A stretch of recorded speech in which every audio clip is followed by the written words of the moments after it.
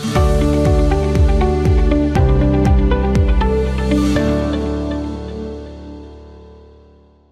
Tribunal de Justiça de Minas Gerais comemora 150 anos de criação e instalação. E para celebrar a data, uma série de entrevistas ilustra a trajetória de personalidades do mundo jurídico que contribuíram para a consolidação da justiça em Minas Gerais. Vamos conversar agora com o desembargador aposentado Aloísio Alberto da Cruz Quintão, que conta pra gente um pouco da própria história junto ao Judiciário. Desembargador Aloísio, um prazer conversar com o senhor. Então, traz pra gente um pouquinho dessa vivência que o senhor tem junto ao Judiciário. Agradeço imensamente o convite para participar dessa programação, que me honra muito, uma vez que tenho de memória a relação com o Judiciário desde, sobretudo, o meu tempo de estudos na juventude. Como é que começou essa vocação para o direito, essa relação com a justiça? Eu poderia dizer que, de acordo com a minha formação mais voltada para as letras, eu tive dúvidas com relação a uma possível profissão e, resumidamente, eu fiquei entre optar o campo das letras e o campo do direito. Eu poderia, inclusive, relembrar que eu aprendi desde cedo a contemplar a justiça com olhos de encantamento e respeito, acumulando participação ou relacionamento honrosos quanto a fatos e ações. É o que a minha memória permanente me alegra de trazer sempre à baila, à discussão ou a comentários. A propósito deste SESC centenário, eu posso, pois, acentuar que minha admiração ao Poder Judiciário e às suas instituições colegiadas e de atuação individual remonta à minha juventude e marcou todo o curso de minha vida profissional. Enfim, como magistrado, eu operei por quase uma década no Tribunal de Alçada, tanto nas câmaras cíveis como outros colegiados, e por outro tanto também no Tribunal de Justiça, câmaras cíveis e demais colegiados, até aposentar-me em 2003. O que o senhor destaca para a gente? Eu destacaria, por exemplo, numa conjugação que houve de esforços entre o Ministério Público e o Poder Judiciário. E na época eu exercia também o cargo de como Procurador-Geral de Justiça de Minas Gerais, o cargo de presidente do Conselho Nacional dos Procuradores Gerais. E tinha então trânsito livre em todo o recinto da Assembleia Constituinte, tinha inclusive o cartão próprio para ingresso e te trazia sempre notícias atualizadas de que estava ocorrendo, tanto com relação ao Ministério Público e à magistratura. No caso do Ministério Público, nós estávamos no auge de uma campanha que vinha há alguns anos, campanha de nível nacional, para não só desgarrar o Ministério Público da política e, sobretudo, da atuação do governo, dos governos estaduais e do governo federal, como também no sentido de dar mais autonomia ao Ministério Público e relevo das suas atividades de uma maneira mais ampliada, como estava sendo já anunciada em diversas tentativas com relação, por exemplo, à preocupação nossa com a defesa dos direitos individuais, coletivos, etc., que já vinham constando em leis, e o Ministério Público estava em todo o Brasil levando isso muito a sério. E um determinado momento que, com a Constituição já em vigor, em 1988, eu comuniquei ao presidente do tribunal que estava no âmbito do Ministério Público estadual, como também federal, havendo providências para que se concretizasse aquilo que estava previsto na nova Constituição, traduzindo o que seria essa transferência das atividades que competiam, inclusive, ao governo estadual, através da Secretaria de Justiça, para que, então, isso se desenvolvesse só no âmbito do Ministério Público, como gestão que implicaria o controle financeiro, o exercício, né, da prática de atos como de nomeação, de remoção e também todos os atos administrativos relativos à carreira. Comuniquei ao presidente do tribunal, comentei mais ou menos o nosso ato e ele disse que gostaria, então, de tomar essa iniciativa, ia comunicar ao pleno, né, ao colegiado, e então pediu, inclusive, uma cópia. E chegamos à conclusão de que seria interessante para maior efeito junto ao governo, cujo chefe de executivo sabia do que, pelo menos, eu estava fazendo, comunicava a ele, e nós publicamos isso no Minas Gerais, tanto o ato do Tribunal de Justiça como o ato do Ministério Público, cada um, então, trazendo para a sua órbita o que seria mesmo essa autonomia e, a partir daí, praticar tudo o que a Constituição nos dava e que depois a legislação ia confirmar e traduzir de uma maneira mais concreta e específica. Esse foi um fato que foi muito importante, porque realmente foi a partir daí que tanto o Ministério Público como, principalmente, o Poder Judiciário, pela sua grandeza, acabaram podendo respirar mais com autonomia. Com autonomia. Né? E talvez até para efeito externo e, sobretudo, para efeito junto à comunidade, uma nova visão. Esse foi um fato importante. Pioneiro, né, desembargador? Pioneiro, isso eu acho que dignificou tanto o Poder Judiciário como o Ministério Público. Com certeza.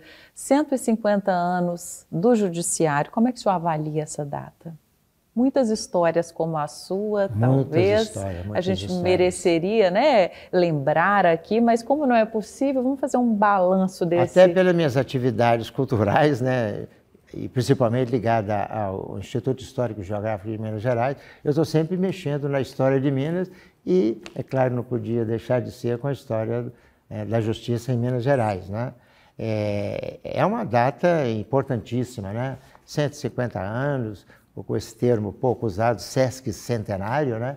É uma data digna de ser comemorada, não só pelo Poder Judiciário e pelos outros órgãos ou instituições ligadas à Justiça ou correlacionadas com a Justiça, como o Ministério Público e a Advocacia, mas todas as outras áreas da cultura, né, e do próprio governo, dos outros dois poderes, porque isso traz uma ressonância muito salutar junto à comunidade, porque o povo precisa ter não só conhecimento, não só admiração, mas uma aproximação com tudo que diga respeito à instituição tão importante como o Poder Judiciário. Perfeito. Bom, de lá para cá, muitas mudanças, né? Inclusive essa proximidade da comunidade, né? Do cidadão. Houve uma evolução muito grande e, sobretudo, depois que nós tomamos conhecimento de uma maneira mais precisa, né, no Brasil, da tal, né, computação. Né? Sim. Quando chegou até nós, nessa parte até o Ministério Público foi um pouco avante do Judiciário. Eu consegui começar a colocar informatizar o uso da informatização na Procuradoria-Geral, muito antes do que a Alçada e do Justiça. Inegavelmente, o uso do computador, o uso da informática, agilizou muito os trabalhos, né? O próprio controle e também o serviço dos desembargadores, de seus gabinetes, de seus assessores e funcionários, tornaram a ser de uma maneira mais fáceis, né, até de gravar, de divulgar, né? E isso facilitou, inclusive, o trabalho nas câmaras, no setor de julgamento, né? E por aí afora nós temos uma série de hipóteses que podem decorrer nessa evolução, né? Esperamos que venha sempre para o bem do exercício da judicatura e do valor do Poder Judiciário. A informatização é um caminho sem volta, né, desembargador? Sem volta. O senhor já trouxe... E galopante, né? Galopante e sem volta. Galopante. O senhor trouxe para a gente já diversas experiências, né, ligadas à carreira do senhor, mas tem uma que a gente não falou ainda, que é a questão da literatura. O senhor é um homem dos livros, é um homem da história e é um homem dos livros também. Com muitas obras publicadas. Conta um pouquinho desse lado literário do desembargador. Eu tive, como ainda membro do Poder Judiciário, mas no Tribunal de Alçada, de participar de uma das gestões da Associação Mineira dos Magistrados. Eu fui uma espécie de diretor cultural. Eu me lembro que na época eu escrevi sobre a literatura jurídica, o bem que faz para um juiz cultivar o gosto pela literatura, pelos livros, pela escrita, né? Porque isso amplia conhecimentos e coloca o juiz, o magistrado, mais de acordo com a evolução da sociedade, com os fatos, com tudo aquilo que possa contribuir para o melhor entendimento das coisas e do preparo para os julgamentos ou participação nas suas atividades jurisdicionais. E destaquei isso, foi até publicado, né? E tive a oportunidade, no encontro da magistratura no sul do país, de constatar que lá os magistrados já tinham uma revista e divulgavam trabalhos literários dos magistrados sobre vários assuntos. E cheguei a sugerir uma revista, na época, para a Magis, mas por motivos outros, e principalmente financeiros, isso não foi levado avante na época pela diretoria. E depois veio, posteriormente, aí, dois tipos, né, da Magis, da publicação da Magis. E isso tem sido muito bem reconhecido pela comunidade, sobretudo na área cultural. Agora, o tribunal também teve algumas iniciativas culturais muito interessantes, sobretudo no campo literário, de um modo mais específico, como, por exemplo, o primeiro concurso literário, né, do Poder Judiciário, lançado na década de 90. Né? Do primeiro eu participei, fui até feliz no resultado. Tirei o primeiro lugar com um soneto sobre a justiça. Né? E depois fui convidado a participar das comissões seguintes, né, e ultimamente eu não tenho tomado conhecimento da continuidade desse concurso. Chegou até a ser publicado um livro com todos os trabalhos, né, um ou dois livros foram publicados, e trabalhos interessantíssimos de juízes de todas as comarcas, de desembargadores, etc. Eu considero que foi uma atividade muito interessante, provocada em todos os membros do Judiciário, não só juízes, desembargadores, mas também os próprios funcionários participaram com trabalhos, né? A área cultural é importante, e aqui o MEJUD reuniu aí, né, livros de vários membros da magistratura, e eu tenho a impressão que seria até interessante que continuasse assim, porque a escrita continua na mão de muitos juízes e desembargadores por aí afora. Com certeza. A gente está aqui nesse centro, né, de memória do Judiciário, onde existe uma biblioteca, né, com várias obras disponíveis, são mais de 400 obras disponíveis, inclusive com material do senhor. Né? É uma oportunidade. Posso fazer mais. É uma oportunidade que jovens, inclusive, encontram de, né, ter esse contato com o judiciário de ontem, de hoje, e se projetar para o amanhã, porque é uma biblioteca aberta a novas obras, né, nessa área jurídica, muito importante, né, desembargador?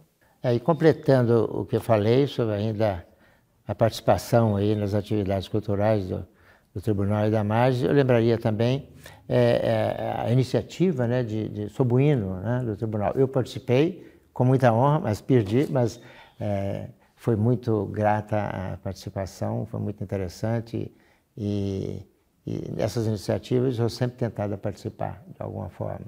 Ganhando ou perdendo é sempre muito honroso e salutar para a gente. Desembargador, e esses momentos que extrapolam um pouquinho a questão jurídica, né, aquele papel do magistrado, aproximam o magistrado da sociedade, não aproximam?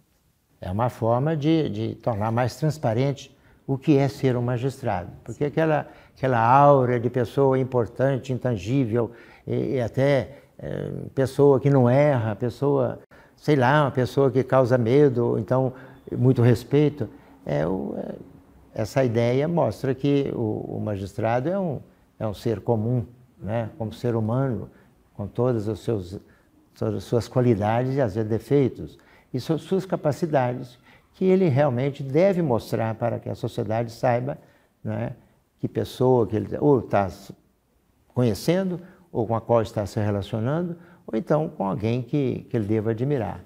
E essa atividade ou essa atuação do magistério no campo cultural, principalmente no literário, traz essa contribuição muito boa para a transparência do ser humano, que é um magistrado encarregado de julgar e decidir as coisas para o bem da comunidade. Perfeito. Desembargador, eu agradeço muito a sua participação nessa ocasião dos 150 anos do Judiciário Mineiro. Muito obrigada por compartilhar a sua história, a sua vivência, toda essa riqueza conosco. O senhor gostaria de deixar uma palavra final, uma consideração final? Na relembrança de tudo, muito mais poderia dizer, mas eu confesso que estou honrado de poder estar aqui nesse contato.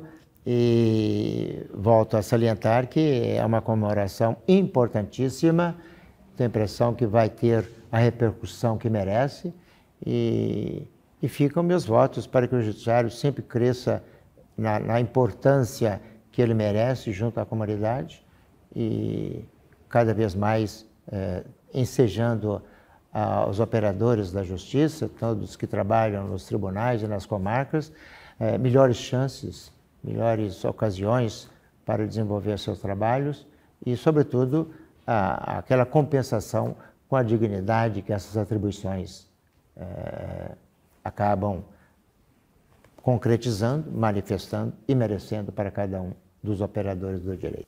Muito obrigada mais uma vez. Eu fico o nosso pedido, continue escrevendo. Pois não, muito obrigado.